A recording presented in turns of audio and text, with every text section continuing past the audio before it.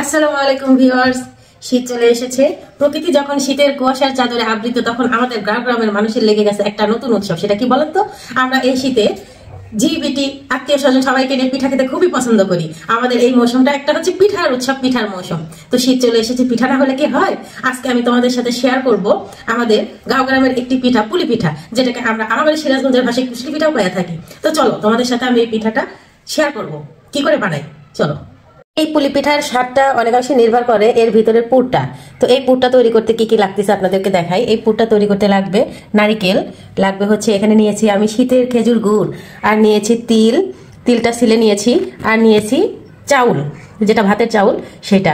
তো এইগুলো দিয়ে আমি পুরটা তৈরি করে নেব। তো চলেন আপনাদেরকে দেখাই কিভাবে পুরটা তৈরি করি। প্রথমে চুলাটা জ্বালিয়ে নিলাম, এরপর কড়াই বসায় দিলাম। পুর তৈরি করার জন্য প্রথমে যেটা করব সেটা হচ্ছে কড়াইটা গরম হয়ে গেলে এর মধ্যে চাউলটা দিয়ে দেবো এবং মিডিয়াম আছে চাউলটা নাড়াচাড়া চাউলটা ভাজা নেব। এই যে আমার চাউলগুলো ভাজা হয়ে গেছে, আমি নামাই নিচ্ছি। এটা এখানে থাক। অন্যদিকে আবার ওই গরম কড়াইতে আমি এই যে ছিলে রাখা সেই তিলটা ছেড়ে দিচ্ছি। এই তিলটাও আমি খুব ভালোভাবে নাড়াচাড়া একটু ভাজা নেব, তিলগুলো ফুটে ওঠা পর্যন্ত। এই যে আমার তিলটাও ভাজা হয়ে গেছে। আমি ওই একই পাত্রে ভাজা তিলটাও নামাই নেব এবং একটু ঠান্ডা হতে দেবো। এদিকে তিল আর এই চাউলটা একটু ঠান্ডা হোক। এইদিকে আমি পুরটা তৈরি করতে থাকি। সেজন্য আমি প্রথমে কি করব, প্রথমে আমি কড়াইয়ের মধ্যে সামান্য একটু পানি দিয়ে দেব। এই পানির মধ্যে আমি দিয়ে দেবো একটা তেজপাতা, দিয়ে দেবো দুইটা সাদা এলাচ, দিয়ে দেবো একটা দারচিনি, আর দিয়ে দেবো খেজুরের গুড়। পুরোটা দিয়ে দিলাম। গুড়টা দেওয়ার পরে এটা আমি একটু নাড়া চাইড়া কিছুক্ষণ রান্না করে নেবো, গুড়ের আঠালো ভাবটা চলে আসা পর্যন্ত। এইদিকে গুড়টা জাল হতে থাক, ওইদিকে আমি এই যে ভাজা রাখা যে চাউল আর তিলটা ছিল এটা একটু আধা ভাঙা করে নিব। আমি এটা ব্লেন্ডারে করে নেব, আপনারা চাইলে পাটাতেও করে নিতে পারেন। এই জন্য আমি এখন এই যে ব্লেন্ডারের মিক্সির মধ্যে এই ভাজা রাখা তিল আর চাউলটা দিয়ে নেব।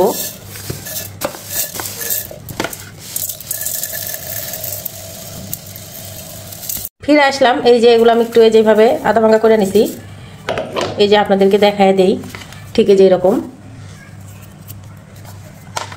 এইদিকে আমার গুড়টা জাল হয়ে গেছে, এই যে গুড়ের মধ্যে তার ভাব চলে আসছে। আমি এখন এই পর্যায়ের মধ্যে দিয়ে দিব এই যে কড়াইয়ে রাখা নারিকেলটা দিয়ে আমি একটু ভালোভাবে নাড়িয়ে চাইড়া এটা রান্না করে নেব কিছুক্ষণ। 2 মিনিট রান্না করে নেওয়ার পর এর মধ্যে আমি দিয়ে দেবো এই যে গুঁড়া করে রাখা এই তিল আর চাউলের সেই গুঁড়া, দিয়ে দেবো সামান্য লবণ। এখন ভালোভাবে নাড়িয়ে চাইড়ায় পানি শুকানো পর্যন্ত এটা আমি রান্না করে নেব। অনেকেই মিষ্টির মধ্যে লবণ খায় না, কিন্তু মিষ্টির মধ্যে একটু লবণ দিলে হয় কি মিষ্টির যে মিষ্টি ভাবটা সেটা খুব ভালোভাবে পাওয়া যায় এবং স্বাদটা অনেক আরও সুন্দর হয়, সুস্বাদু হয়। এই জন্য আমরা একটু মিষ্টির মধ্যে একটু পরিমাণ মতো লবণ দিই। আপনারা যারা খান না তারা অ্যাভয়েড করে যাবেন।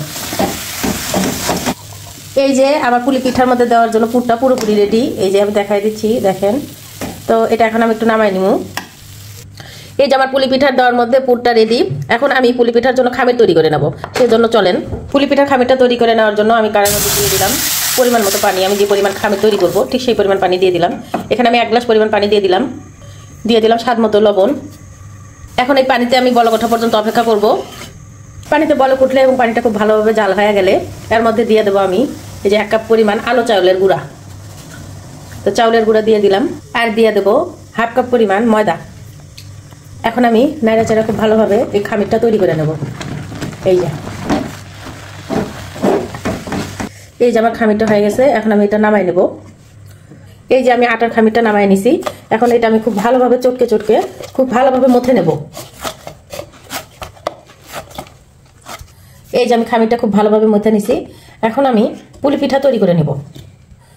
প্রথমে আমি যেটা করব, এই খামির থেকে আমি কিছু অংশ আলাদা করে নেব এবং এইভাবে ডলে ডলে ঠিক রুটির আকারে আমি বেলে নেব। এই যে আমি বেলে নিচ্ছি।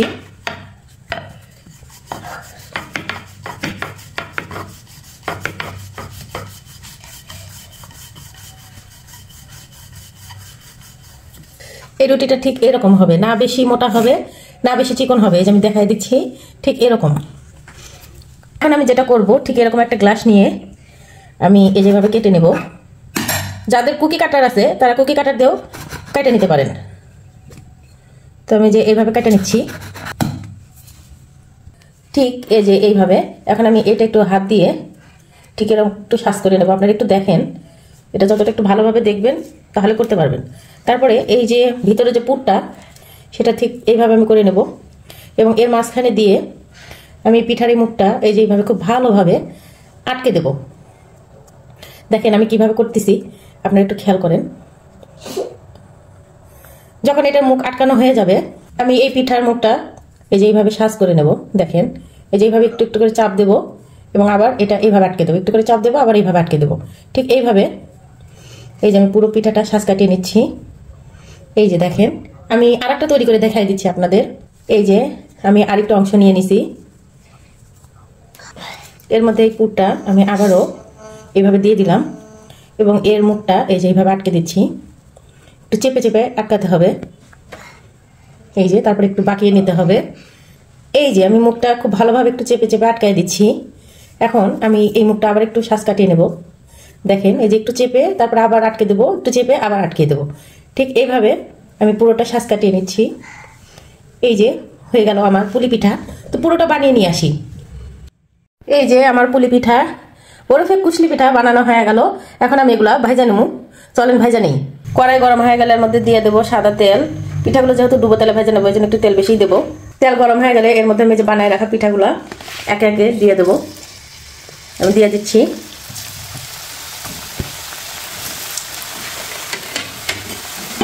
তারপর মিডিয়াম আছে এই পিঠাগুলা উল্টায় পাল্টায় আমি বাদামি করে ভেজে নেব।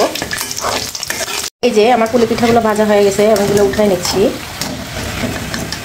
এই যে ঠিক এইভাবে ভেজে নেব। এই যে আমার তৈরি হয়ে গেল মজাদার পুলি পিঠা। আমি খুব সহজে চেষ্টা করলাম আপনাদের মাঝে উপস্থাপন করার জন্য। এইরকম গ্রামীণ ট্র্যাডিশনাল খাবারগুলো পেতে অবশ্যই আপনারা আমার চ্যানেলের সাথে থাকবেন।